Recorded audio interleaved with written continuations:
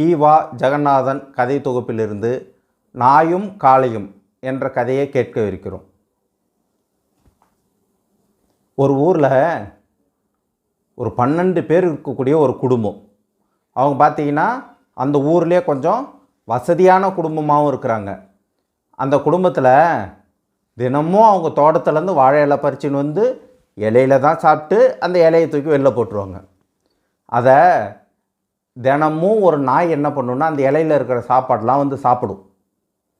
அப்படி அந்த இலையில் இருக்கிற சாப்பாடெலாம் அந்த நாய் சாப்பிடும்போது அந்த நேரம் ஒரு காளை கண்ணுக்குட்டி வந்து அந்த இலையெல்லாம் சாப்பிட வந்தது. அந்த இலையை சாப்பிட்டு வந்தோடனே இந்த நாய் என்ன பண்ணிச்சு, அந்த மாடை பார்த்து குறைச்சது. மாடு அது முட்டி தள்ளிடுச்சு நாயை. அடுத்த நாள் மறுபடியும் இந்த நாய் வந்தது. இந்த காளை கண்ணுக்குட்டிக்கிட்ட சண்டைலாம் போட்டால் நமக்கு ஒன்றும் வேலைக்கு ஆகாது, சமாதானமாகவே போயிடுவோம் அப்படின்ட்டு, காளைண்ணா உங்களுக்கு வந்து எவ்வளோ புல் கிடக்குது, நீங்கள் போய் சாப்பிட்லாம். ஆனால் இந்த இலையான எச்சி இலையான நீங்கள் சாப்பிட்ணுன்னே அதுக்கு அந்த காளை கண்ணுக்குட்டி சொல்லிச்சு, தம்பி நாய் தம்பி, இந்த மாதிரி நேற்றே நீ கேட்டிருக்கலாம் ஒரு அமைதியா. சரி, நீ கேட்டதுனால சொல்கிறேன், புல் நிறைய இருக்குது தான், எனக்கு தான் வாழை இலை பிடிக்குமாச்சே, அதனால தான் நான் வாழை இலை சாப்பிட வந்தேன். அப்படியாண்ணே, ரொம்ப சந்தோஷமாக போச்சுண்ணே. உனக்கு இலை பிடிக்கும், எனக்கு அந்த இலையில் இருக்கிற சோறு தானே எனக்கு வாழ்வாதாரமே. நான் அந்த சோறை சாப்பிட்டதுக்கப்புறம் நீ இலையை சாப்பிட்ருண்ணே, நமக்குள்ளே இப்படி ஒரு ஒப்பந்தத்துக்கு வந்துருமாண்ணே அப்படின்னு இந்த நாய் பணிவாக கேட்டுச்சு. கேட்ட உடனே அதுக்கு அந்த காளை மாடு சொல்லிச்சு, சரிப்பா, நீ சொல்கிறதும் கரெக்டாக தான் இருக்குது, நீ வந்து சாப்பாடு சாப்பிடு, எனக்கு இலை தானே வேணும், நான் இலையை சாப்பிட்றேன்னு 2 பேரும் ஒத்துமையாக சாப்பிட்டுன்னு இருந்தாங்க. கொஞ்ச நாள் சென்று அதே இடத்துல ஒரு புதுசாக ஒரு நாய் ஒன்று வருது. அந்த நாய்க்கு இருந்து ஏற்கனவே இருந்த நாய் கூட சண்டை போடுது சாப்பாட்டுக்கு.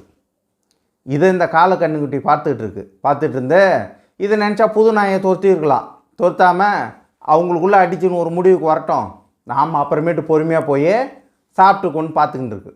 இது தன்னை மறந்து வேடிக்கை பார்த்துட்டுருக்கு, சண்டையை பார்த்துட்ருக்கு. நாங்கள் சண்டையை பார்க்குறதுன்னா நமக்குன்னா சும்மாவா, ஊர் சண்டைன்னா ஜாலியாக பார்த்துட்டு இருக்கலாம், அது நம்ம இடத்துல நம்ம வீட்டில் நடக்காத வரைக்கும் நமக்கு கவலை கிடையாது. எங்கேயோ யாராக தானே சண்டை போட்டுக்கிறாங்க, அது பார்ப்போமே அப்படின்னு இந்த காளை கண்ணுக்குட்டி இந்த சண்டையை பார்த்துக்கினே இருக்குது. இந்த காளை கண்ணுக்குட்டி சண்டையை பார்த்துக்கினே இருக்கும்போது அங்கே ஒரு பெரிய எருமை மாடு வந்து இந்த இலையெல்லாம் சாப்பாடோட சேர்த்து இந்த வாழை இலையெல்லாம் சாப்பிட்டுட்டு இருந்தது. இதை பார்த்து இந்த காளை கண்ணுக்குட்டி, ஐயோயோ நம்ம இலையெல்லாம் போச்சு அப்படின்ட்டு அந்த எருமாடு கிட்ட போனோடனே பெரிய கொம்பு வச்சுருக்குது எருமை மாடு. அந்த எருமை மாடு கொம்பு வச்சுக்கின்னு இந்த கண்ணுக்குட்டி முட்டை வந்தது.